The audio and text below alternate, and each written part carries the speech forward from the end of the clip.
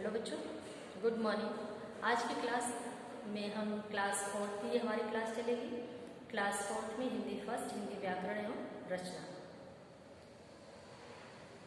आज की जो हमारी क्लास है वो आज हिंदी फर्स्ट के आखिरी लेसन यानी अंत का सबसे अंतिम ये लेसन हमारा होगा, लेसन 20। लेसन 20 हमारा अपठित गद्यांश है। अब आप सोच रहे होंगे कि ये अपठित गद्यांश होता क्या है। ये अपठित का अर्थ होता है जो आपने पहले कभी पढ़ा न हो। गद्यांश यानी एक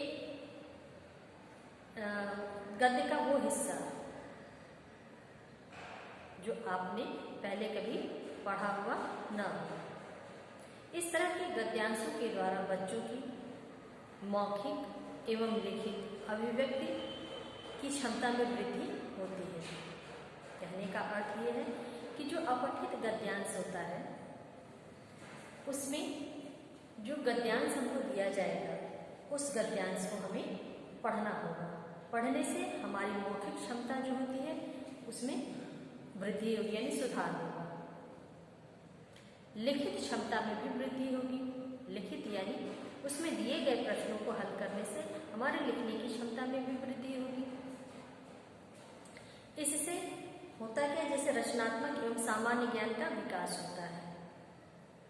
अपठित गद्यांश को हल करने से रचनात्मक एवं सामान्य ज्ञान का विकास होता है। कहने का अर्थ है कि जैसे कि आपको जो गद्यांश दिया जाएगा वो आपने पहले कभी नहीं पढ़ा होगा, लेकिन जब आप उसको करने के लिए आप इच्छुक होंगे, उसको जब आप पढ़ेंगे तो पढ़ने से उसको करने की इच्छा आती है। साथ साथ उसमें दिए गए जो प्रश्न होते हैं उनको खुद से हल करना होता है। वो आपने जब पहले पढ़ा नहीं है तो उसको पहले से याद करने या लिखने का कोई तो मतलब है नहीं। तो जब आप उसको खुद से करेंगे तो उसमें सोच विचार करेंगे, तर्क करेंगे, तो इससे हमारे सामान्य ज्ञान की क्षमता में भी वृद्धि होती है। इसके द्वारा विद्यार्थियों की भाषा शुद्ध होती है। कैसे? वो इस तरह से कि जब आप गद्यांश को पढ़ेंगे, पढ़ने के बाद उसमें सोच विचार करेंगे, तर्क करेंगे, तो उससे आपकी जो क्षमता है भाषा की उसमें भी सुधार होता जाएगा। विद्यार्थियों को अपठित गद्यांश को पढ़कर पूछे गए प्रश्नों के उत्तर देने पड़ते हैं, जैसा कि अभी हमने आपको समझाया। इसके बाद कहा जा रहा है कि अपठित गद्यांश को हल करने के लिए पहले निम्न बातों का ध्यान रखना आवश्यक है। जैसे हर कार्य को करने के लिए कुछ नियम होते हैं, हमको उस नियम के आधार पर उस कार्य को करना होता है। तो उसी प्रकार से अपठित गद्यांश को भी करने से पहले जो नियम है उनको समझना आवश्यक होता है। जैसे कि आपकी बुक में 5 नियम दिए गए हैं, जिसमें से पहला है कि दिए गए गद्यांश को 2-3 बार ध्यानपूर्वक पढ़ना चाहिए। यानी जो गद्यांश दिया गया है वो आपके लिए तो नया हो। अभी तो आप लोग छोटे हैं तो उस गद्यांश को हम लोग क्लास अगर चलता है तो रीडिंग कराते हैं। अभी आप लोग ऑनलाइन क्लास कर रहे हैं तो घर पर ही बैठ करके इस दिए गए गद्यांशों को बार बार पढ़िए। यही तरीका गद्यांश को हल करने का होता है कि जब भी आप गद्यांश आपको दिया जाता है, करने अपठित गद्यांश दिया जाता है, तो उसको 2 से 3 बार खूब ध्यान से उसको पढ़ना चाहिए। पढ़ने से उस गद्यांश में क्या कहा जा रहा है, किस ओर हमें इशारा किया जा रहा है, कैसे कैसे प्रश्न हमको दिए जाएंगे, उसके आधार पर हमें उसको उन प्रश्नों को हल करने की क्षमता आती है। दूसरा है मुख्य बातों को पेंसिल की सहायता से रेखांकित करना चाहिए। यानी जो गद्यांश आप पढ़ रहे हैं उन गद्यांशों में जो मुख्य बातें होती हैं, जैसे बहुत उसमें खास शब्द होते हैं जो किसी बात को समझाने का प्रयास करते हैं, ऐसे लाइनों को, वाक्यों को हमें पेंसिल से अंडरलाइन करते जाना चाहिए। एक तरीका और है, जो जैसे कि गद्यांश जब हमको दिए जाएंगे, जब गद्यांश आप 2 से 3 बार जब आप पढ़ लेंगे तो उसके साथ दिए गए प्रश्नों को भी पढ़िए। जब आप प्रश्नों को पढ़ेंगे तो उन प्रश्नों के उत्तर क्या होंगे वो आप जब आप उसके बाद फिर आप एक बार गद्यांश पढ़िए और उसमें जहाँ आपको लगे कि जो दिए गए प्रश्न हैं उनके उत्तर ये हो सकते हैं या ऐसे होने चाहिए, उन वाक्यों को आप पेंसिल से अंडरलाइन करते जाइए। तीसरा है प्रश्नों के उत्तर गद्यांश से ढूंढने का प्रयास करना चाहिए, यानी जो भी गद्यांश हमको दिए जाएंगे अपठित गद्यांश, उन गद्यांशों के साथ हमको कुछ प्रश्न दिए जाएंगे। उन प्रश्नों के उत्तर आपको कहीं और से ढूंढने या अपने मन से करने की जरूरत नहीं है, क्योंकि जो गद्यांश दिए जाएंगे उन्हीं गद्यांशों के आधार पर ही प्रश्न बनते हैं और उन प्रश्नों के उत्तर हमको उन्हीं दिए गए गद्यांश में से ही ढूंढना होता है। तो जहाँ आपको ऐसा लगे कि जो प्रश्न हमको दिया गया है उसके उत्तर जिस वाक्य में आपको सही लगे वहाँ पे आप अंडरलाइन करके वहाँ नंबर भी आप डाल सकते हैं कि प्रश्न नंबर 1 का ये उत्तर हो सकता है या प्रश्न नंबर 2 का उत्तर हो सकता है, तो उसको अंडरलाइन करके वहाँ पे नंबर डाल सकते हैं। चौथा, प्रश्नों के उत्तर संक्षिप्त परंतु सटीक रूप में देने चाहिए। एक चीज और है इसमें कि जो प्रश्न के उत्तर होते हैं वो एकदम सही आपको ढूंढने होंगे। दूसरी बात, बहुत अधिक लंबा उत्तर नहीं दिया जाता है, उसमें कोशिश यही होनी चाहिए कि हम कम से कम शब्दों में उन प्रश्नों के उत्तर लिख सकें। पांचवा है शीर्षक गद्यांश के मूल भाव पर आधारित होना चाहिए। अब कहा जा रहा है कि जो गद्यांश दिया जाएगा उस गद्यांश का, जैसे एक कविता होता है या कोई भी पाठ होता है, तो उस पाठ या कविता का एक शीर्षक दिया जाता है कि इस पाठ का ये नाम होगा, इस कविता का ये नाम दिया गया है। तो जो नाम होता है, पाठ का जो नाम होता है उसको ही शीर्षक कहते हैं। अब जब ये गद्यांश दिया जाएगा तो वो कहाँ से दिया गया है, किस विषय पर आधारित है, ये हमको खुद से समझना होगा। कुछ गद्यांशों में शीर्षक पूछा जाता है कि इस गद्यांश का शीर्षक क्या होगा या इस गद्यांश का शीर्षक बताइए। तो आप जब उस गद्यांश को पढ़ेंगे तो आपको ये तो समझ में आएगा कि किस बात पे आधारित है, किस विषय पर आधारित है, किसके बारे में बात कही जा रही है।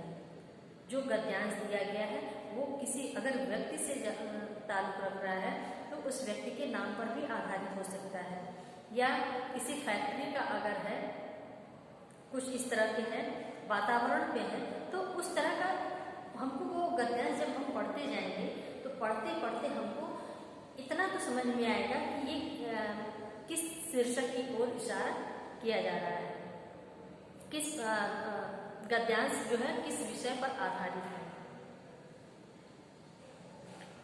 उन शब्दों को हमको खुद से समझना होता है, उसके जो मूल भाव होते हैं, उस गद्यांश को पढ़ने पर जो मूल भाव उसका उत्पन्न होगा वही उस पाठ का शीर्षक या उस गद्यांश का शीर्षक माना जाएगा। तो ये थी हमारी 5 बातें अपठित गद्यांश के लिए जो दी गई हैं। अब यहाँ पे आप देखेंगे कि आप अपनी बुक में देखिए पेज नंबर 76 पर। हो सकता है आपकी बुक में पेज संख्या बदल भी सकती है, लेकिन मेरे बुक में पेज नंबर 76 है, शायद आप में भी हो सकती है। लेसन के नाम पर भी आप ढूंढ सकते हैं। लेसन आपका 20 अपठित गद्यांश। तो जैसे बुक में पहला आपको गद्यांश जो दिया गया है उसको हम पहले पढ़ते हैं। चाचा नेहरू का पूरा नाम पंडित जवाहरलाल नेहरू था। उनका जन्म 14 नवंबर 1889 ईस्वी को इलाहाबाद में हुआ था। इनके पिता का नाम पंडित मोतीलाल नेहरू और माता का नाम स्वरूप रानी था। नेहरू जी की शिक्षा इंग्लैंड में हुई थी।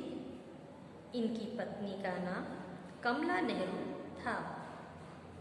इनकी एकमात्र संतान इंदिरा गांधी थी।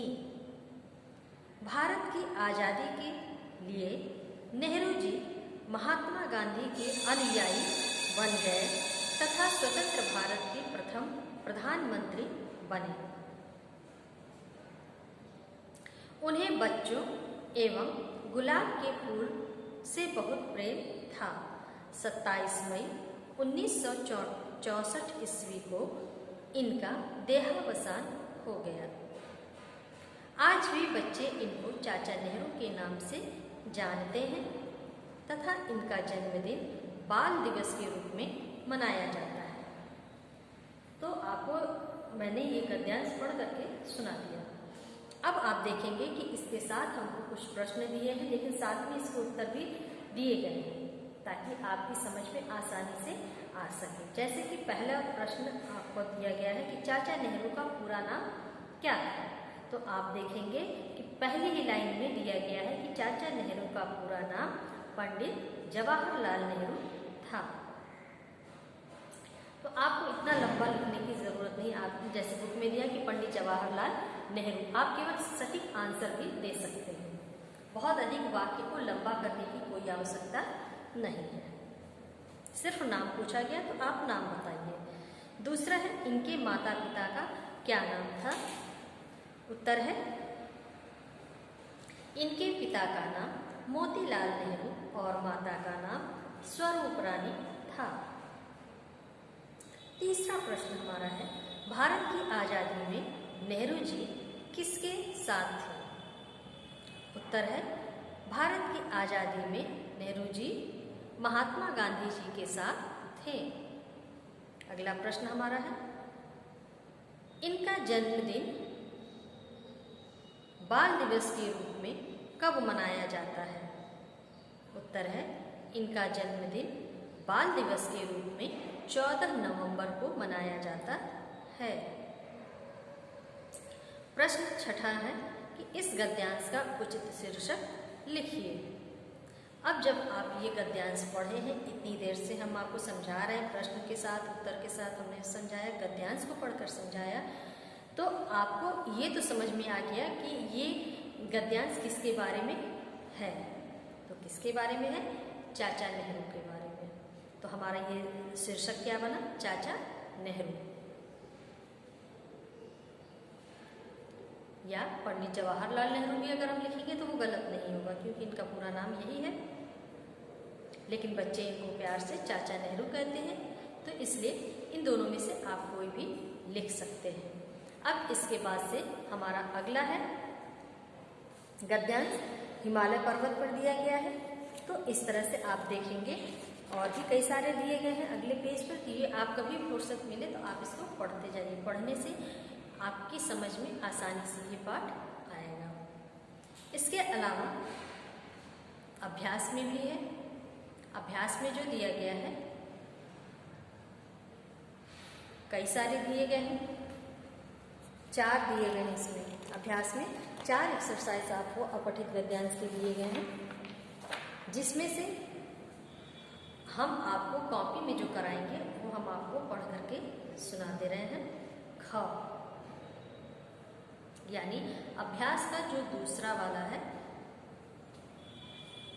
वो हम आपको क्लास वर्क की कॉपी में करने के लिए देंगे। लेकिन एक बार हम जितने अभ्यास में दिए गए हैं उसको एक बार हम आपको बोल करके समझा दे रहे हैं। आप चाहें तो अपनी बुक में इसको सारा कंप्लीट कर सकते हैं। आनंद विद्यालय जाने के लिए बस पकड़ने पहुंचा, तभी अचानक बस के दरवाजे पर खड़ा एक छात्र नीचे गिर गया। ड्राइवर को पता ही नहीं चला और उसने बस आगे बढ़ा दी। वह छात्र बस के पिछले पहिए से घायल हो जाता कि तभी आनंद ने देख लिया और उस छात्र को अपनी ओर खींच लिया। वह छात्र बस के नीचे आने से बच गया। उसका नाम किशन था और वह कक्षा 3 का छात्र था। आनंद के आसपास भीड़ लग गई। आनंद किशन को पास की डिस्पेंसरी ले गया और वहां पर उसके चोट की मरहम पट्टी कराई। सभी ने आनंद के साहस की प्रशंसा की। अब यहाँ हमने आपको ये गद्यांश पढ़कर सुना दिया है। अब इसके साथ दिए गए जो प्रश्न हैं वो हम प्रश्न और उत्तर साथ साथ पढ़ते जाएंगे और आप इसको अपनी बुक में चाहे तो कंप्लीट कर सकते हैं। पहला प्रश्न दिया गया है कि आनंद विद्यालय जाने के लिए कहाँ पहुँचा। तो आप लिखेंगे कि आनंद विद्यालय जाने के लिए बस पकड़ने पहुँचा। यह हमारी पहली लाइन में दी गई है। दूसरा है अचानक कौन सी घटना घटी। उत्तर है अचानक बस के दरवाजे पर खड़ा एक छात्र नीचे गिर गया। तीसरा है आनंद ने किशन को कैसे बचाया। उत्तर है आनंद ने किशन को अपनी ओर खींचकर बचाया। चौथा प्रश्न है आनंद किशन को डिस्पेंसरी क्यों ले गया। उत्तर है आनंद किशन को डिस्पेंसरी उसके चोट की मरहम पट्टी कराने के लिए ले गया।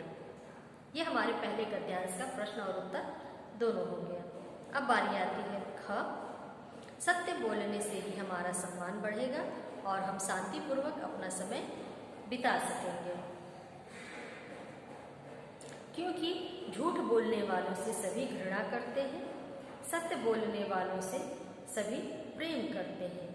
यदि हम सत्य बोलेंगे तो हमें अपना कर्तव्य पालन करने में कोई कष्ट नहीं होगा और हम सदा सुखी और संतुष्ट बने रहेंगे। ये हमारा गद्यांश ख है।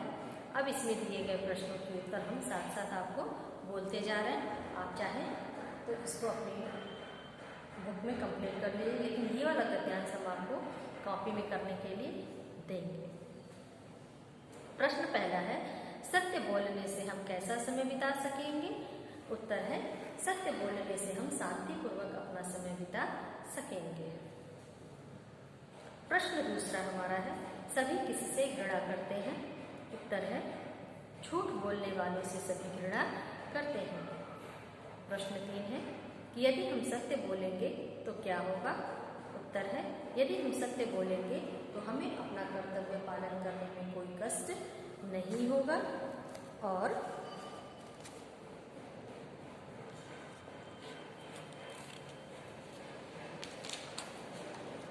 हम सदा सुखी और संतुष्ट बने रहेंगे। चौथा प्रश्न है गद्यांश का उचित शीर्षक लिखिए। तो गद्यांश का उचित शीर्षक क्या होगा। जो गद्यांश हमने पढ़ा तो किस बात की ओर इशारा किया गया है, किस बात पे ये आधारित है कि हमें झूठ नहीं बोलना चाहिए, हमें हमेशा सच बोलना चाहिए। तो हमारे गद्यांश का उचित शीर्षक होगा कि सदा सत्य बोलो। अब तीसरे गद्यांश पर आते हैं। तीसरा गद्यांश हमारा है कि हमारे देश में दशहरे का त्यौहार बड़ी धूमधाम से मनाया जाता है। दशहरे के दिन 10 दिन पहले से ही रामलीला प्रारंभ हो जाती है, जो दशहरे वाले दिन रावण वध के साथ समाप्त होती है। दशहरे के दिन मेले लगते हैं। शाम के समय रावण, मेघनाथ और कुंभकर्ण के बड़े बड़े पुतले जलाए जाते हैं। दशहरे का मेला सभी स्थानों पर लगता है। यह त्यौहार बुराई पर अच्छाई की जीत का प्रतीक है। अभी हमने आपको बताया था कि इसमें प्रश्न उत्तर दिए जाते हैं, लेकिन इस वाले गद्यांश में आपको 3 ऑप्शन दिए जाएंगे। जैसे बहुविकल्पीय का प्रश्न आप लोग करते हैं, ठीक उसी तरह से ये है। इसमें 3 ऑप्शन दिए जाएंगे। जो आपका सही ऑप्शन होगा उस पर सिर्फ आपको ट्रिक करना है। इसमें प्रश्न उत्तर दोनों दिए जाएंगे। जैसे कि पहला दिया गया है कि दशहरे के 10 दिन पहले क्या आरंभ होता है। तो 3 ऑप्शन है। पहला है रामलीला, दूसरा दशहरा और तीसरा रावण लीला। तो हमारा सही जवाब क्या है। दशहरे के 10 दिन पहले से ही क्या शुरू हो जाता है, रामलीला। प्रश्न दूसरा है दशहरे के दिन क्या लगते हैं। 3 ऑप्शन है। पहला है ठेले, दूसरा मेले और तीसरा बेला। तो सही जवाब है मेला, मेले। तीसरा प्रश्न यह त्यौहार किसका प्रतीक है। 3 ऑप्शन है। पहला है शांति, दूसरा श्रद्धा और तीसरा अच्छाई की जीत का। तो सही जवाब हमारा होगा अच्छाई की जीत का।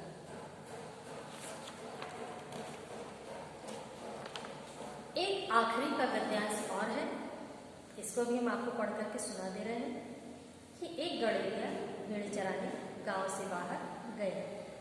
उसे मजाक करने की सूझी। वह गांव की ओर मुड़ करके जोर जोर से चिल्लाने लगा, भेड़िया आया, भेड़िया आया। गांव वाले भागे भागे आए। गड़ेरिया की मजाक को जानकर वे लोग क्रोधित होकर वापस चले गए। एक दिन सचमुच ही एक भेड़िए ने गड़ेरिया की भेड़ों पर आक्रमण कर दिया। गड़ेरिया घबराकर जोर जोर से चिल्लाने लगा, भेड़िया आया, भेड़िया आया। गांव वालों ने सोचा कि यह गड़ेरिया फिर झूठ बोल रहा है। वे लोग इस बार भेड़ों को बचाने के लिए नहीं आए। कुछ भेड़ों को भेड़िए ने मार डाला। अब इसके साथ भी प्रश्न दिए गए हैं जो हम आपको ओरल ही समझा रहे हैं। आप चाहें तो अपने बुक में कंप्लीट कर सकते हैं। गड़ेरिया भेड़ चराने कहाँ जाता था? उत्तर है गड़ेरिया भेड़ चराने गांव से बाहर जाता था। दूसरा प्रश्न है गड़ेरिया क्या कहकर चिल्लाने लगा? उत्तर है गड़ेरिया भेड़िया आया कहकर चिल्लाने लगा। प्रश्न तीसरा है एक दिन सचमुच कौन आ गया? उत्तर है एक दिन सचमुच भेड़िया आ गया। प्रश्न 4 है गांव वालों ने क्या सोचा? उत्तर है गांव वालों ने सोचा कि यह गड़ेरिया फिर झूठ बोल रहा है। 5वां प्रश्न है गद्यांश का उचित शीर्षक लिखिए, यानी जो गद्यांश एक कहानी के रूप में आपको दी गई है उस गद्यांश का आप क्या नाम दे सकते हैं? तो हमने लिया है गड़ेरिया और भेड़िया। गड़ेरिया और भेड़िया, क्योंकि ये कहानी गड़ेरिया और भेड़िए पर ही आधारित है। तो यहाँ तक तो ये हमारा हो गया कंप्लीट। जितना 4 दिया था 4 को हमने ओरल आपको प्रश्न और उत्तर दोनों समझा दिया है। आप चाहें तो अपने बुक में कंप्लीट कर सकते हैं। आज का होमवर्क हम आपको देते हैं ख, जो हम आपको PDF के रूप में देंगे, उसको आप लोग अपनी क्लास वर्क की कॉपी में करिएगा।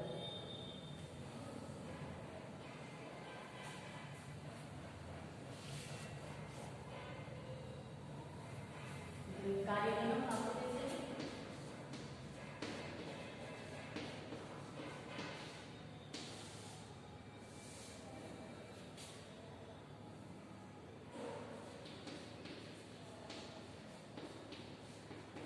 अभ्यास में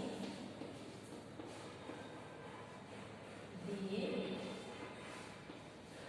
गए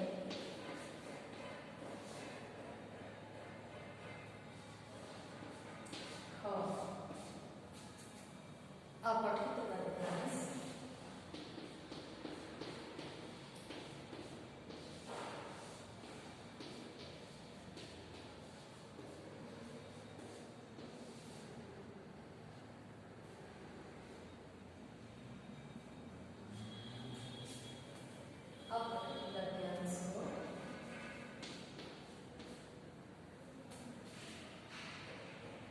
हिंदी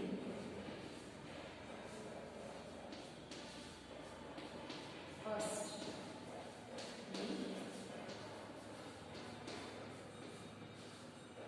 कॉपी में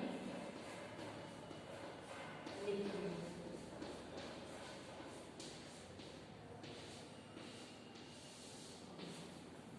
ये हो गया आपका जो आपकी क्लास वर्क की हिंदी फर्स्ट की कॉपी है। उस कॉपी में आपको लेसन 20 का अपठित गद्यांश में जो अभ्यास में ख वाला ऑप्शन है, सत्य बोलने से भी हमारा सम्मान बढ़ेगा, ये वाला जो आपका अपठित गद्यांश दिया हुआ है वो आप लोग क्लास वर्क की कॉपी में कंप्लीट करिएगा। पढ़ने के बाद उसको लिख करके याद भी करिए। तो आज की क्लास को हम यहीं पे समाप्त करते हैं। ये हमारा एनुअल एग्ज़ाम का ये आखिरी लेसन भी कंप्लीट हो गया और अब हमारा रिवीजन क्लास स्टार्ट होगा। तो उम्मीद करते हैं कि आप लोगों की कॉपियाँ जल्दी से जल्दी कंप्लीट करके आप स्कूल में सबमिट करिए ताकि हम चेक करके